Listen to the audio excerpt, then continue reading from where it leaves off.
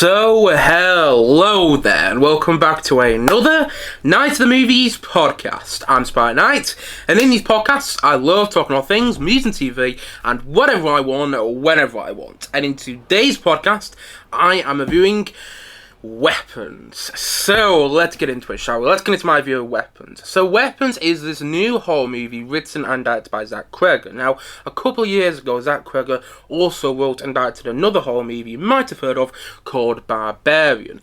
And I have seen Barbarian. I don't remember reviewing it on this channel. I might have reviewed it on this channel. I just don't remember reviewing it on this channel. But that film wasn't for me. I didn't think it was terrible. And it definitely had its moments, and I loved its originality, but ultimately, I kind of felt like that film was the wrong way around. Like, if I remember, there was two main storylines in that film, and I think they should have been the other way around. It was I don't think they quite got everything right with that movie, storyline and storytelling-wise. But when I heard that this was going to be his follow-up to Barbarian, I thought, okay, I'm interested. I wasn't big on Barbarian, it wasn't really for me, but if you can improve on the mistakes of Barbarian with this movie, and if you can make a better film, then I am all in for it. Because, again, although Barbarian wasn't for me, there were parts of it was like, okay, this could be an interesting filmmaker post this movie.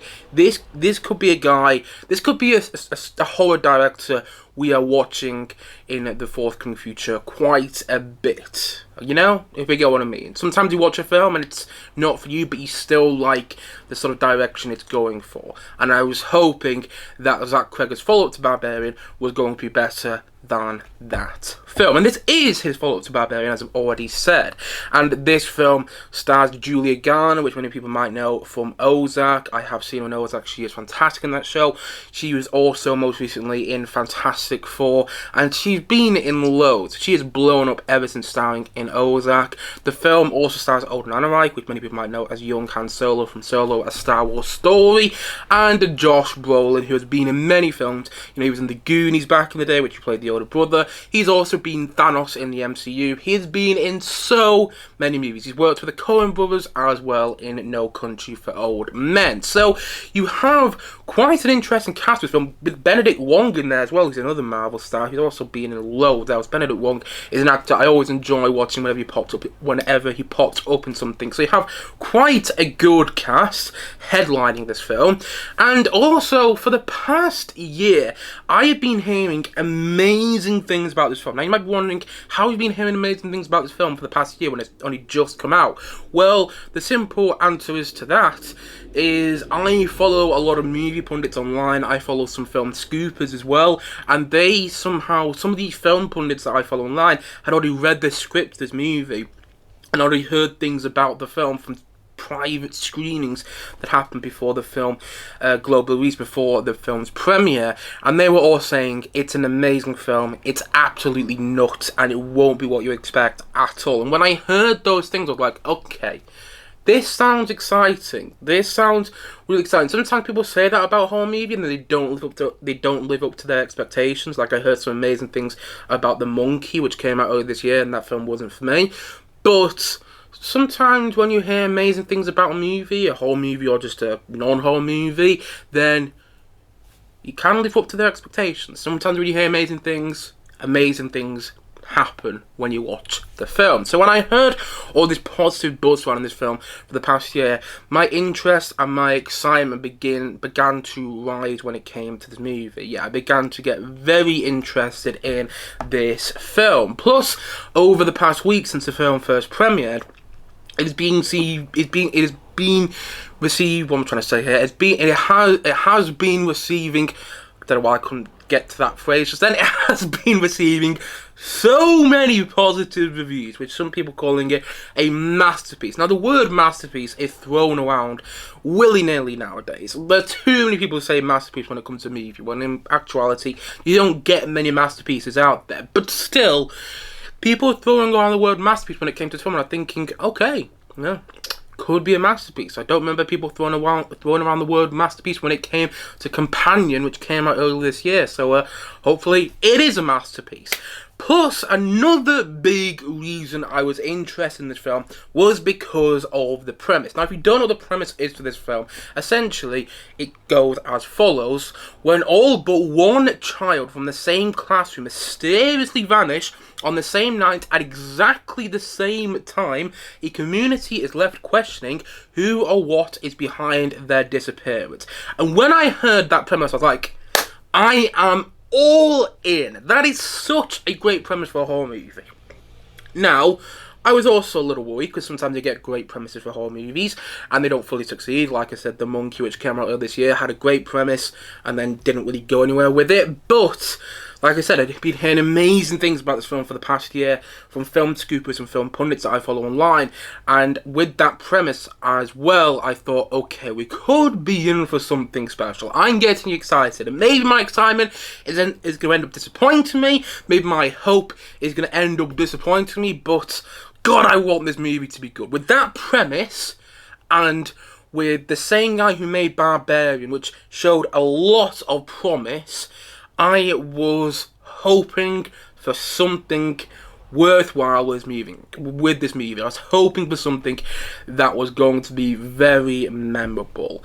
And I went to go to the cinema to see this last night. And after seeing the film, I'm very pleased to say that I liked it a lot. Now, I don't currently think it's a masterpiece. Maybe I'll feel differently if I watch the film again, and I do feel that some people have thrown that word around yet again, willy-nilly. And I do feel the film has some plot holes here and there, particularly when you get to the finale, like, okay, that doesn't quite work there, that doesn't quite make sense, how did that not get found out? And there were things throughout the film which I thought were kind of unnecessary. Like, I like Old Nanavike in the film. I thought he was really good in the film, doing a different performance than I've seen him doing before. But there were also parts of his storyline where I was like, I'm not quite sure why this is important and where it's going. Again, I still thought Old Nanavike was really good in the film. I just think his storyline was a little baggy here and there. And sometimes the film gets a little slow as well. If you're not really into slow burn movies, then this won't be for you. And in the end, this movie might not be for you. It's not going to be for everyone. Heck, no movie is going to be for everyone. And there's some big swings with this movie that either you get on board with or you don't. But personally, I got on board with those big swings. I was sat there from the beginning of the film completely hooked into what was going on. Like, the film opens with this voiceover narration saying that this film is based on a true story, which it clearly isn't, but that's kind of a play on the Coen Brothers thing from Fargo, you know, and the Fargo film, in the Fargo film directed by the Coen Brothers, it says in the opening titles of that movie that this one's based on a true story, which it isn't, but it's this genius movie by the Coen Brothers, and Zach Cregger copies that with this film. He says in the opening narration, well, he doesn't say, but he writes in the dialogue of the opening narration that this film is based on a true story, which makes it all the more compelling to watch, and it really settles you in for somebody who knows it really makes you think that Zach Cregger, when it comes to this movie, knows what he's doing.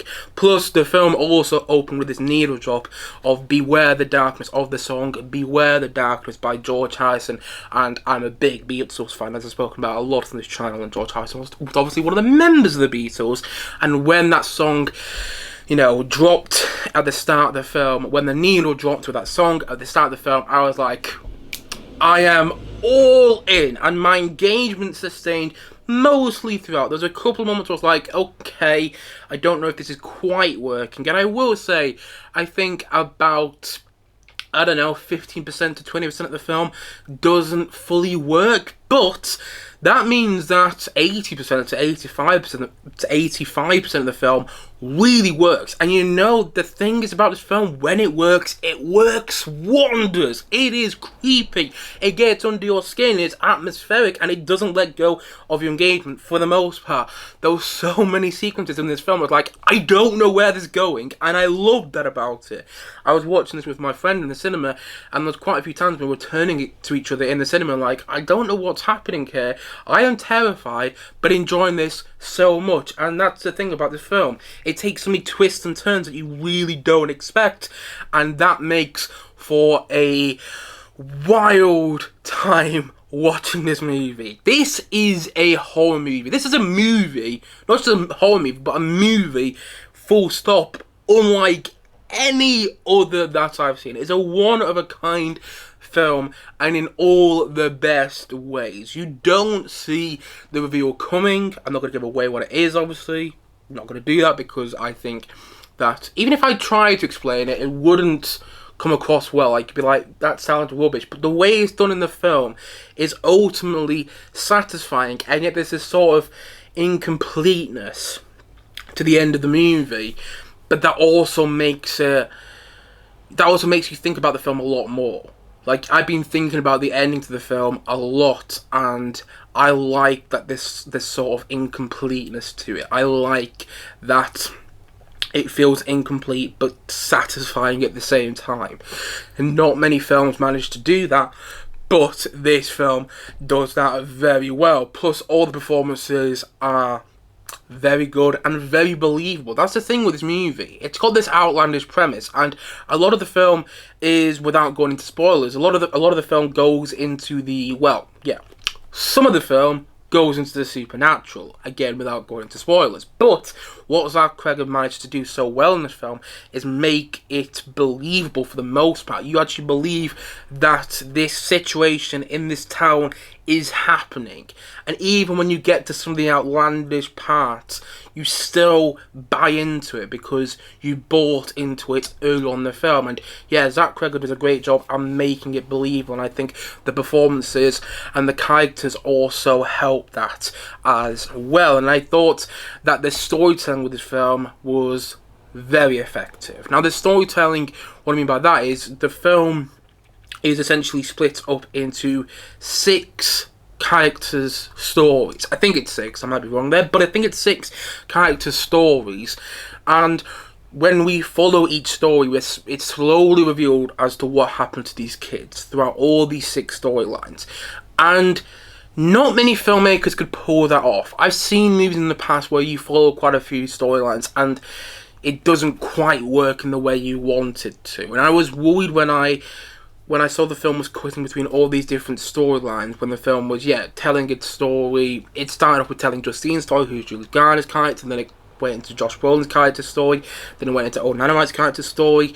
In the midst of all this going on, I was worried when I saw it doing that, when I saw the film doing that it wasn't going to pull off that method of storytelling, because there's not many people who can pull off that method of storytelling. I mean, Tarantino comes to mind, and I think the film City of God did that very well, cutting between all the different storylines, and Magnolia is one of my favourite films, so I think Paul Thomas Anderson did that very well too, but I can't really think of many other examples. I suppose Roger Corman is an example as well, but the point I'm making is you don't hear many films that are cutting between lots of different storylines that have managed to pull it off well, and yet the storytelling to this film is unique in its own way. I mean, it's Tarantino-esque, but it's also unique. It also, there's this, Zach Cregger adds his own flavour to the storytelling, and the storytelling makes for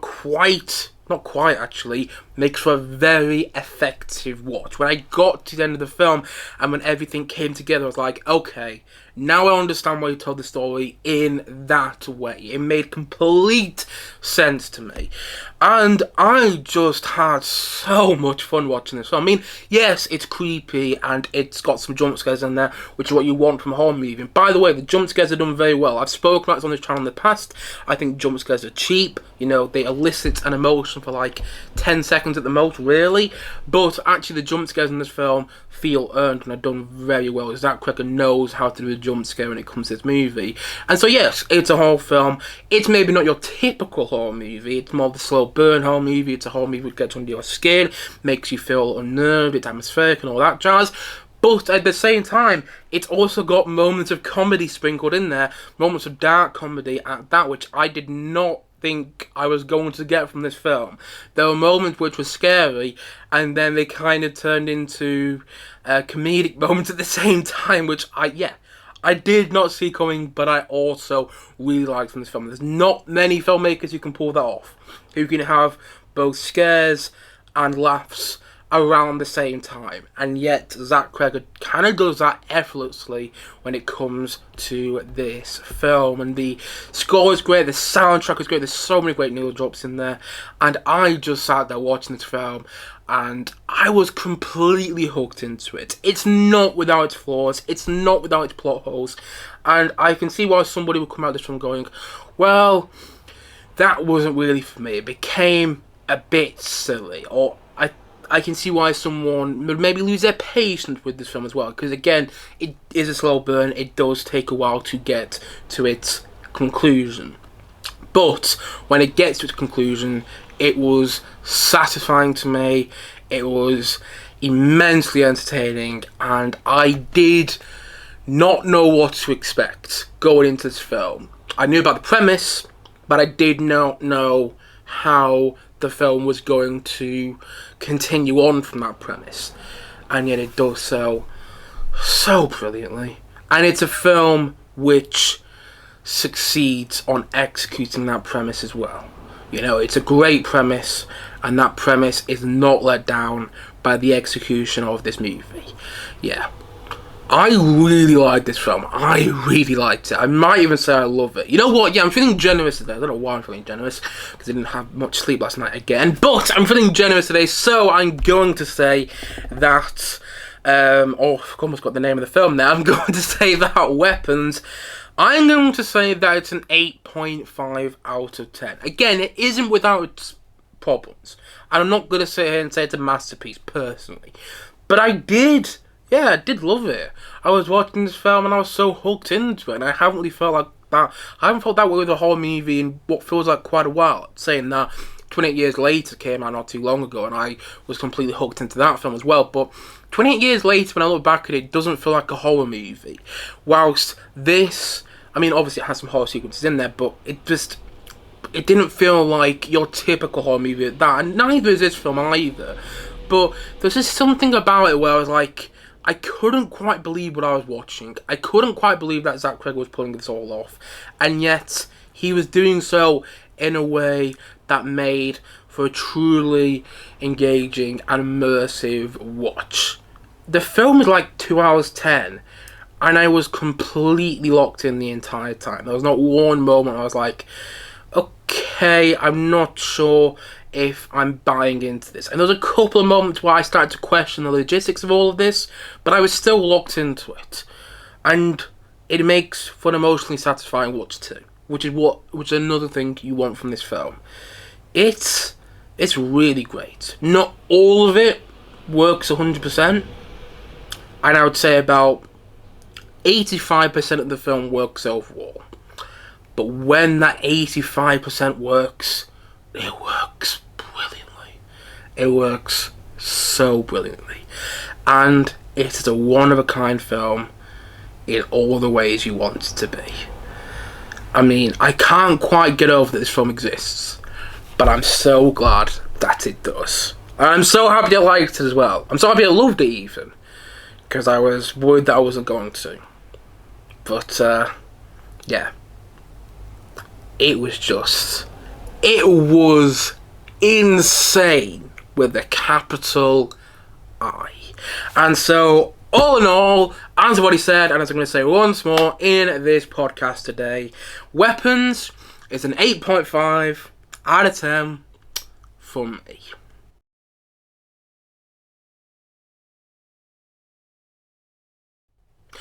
Anyway guys, that's it for today's podcast. If you have seen Weapons, please let me know your thoughts on it in the comment section below.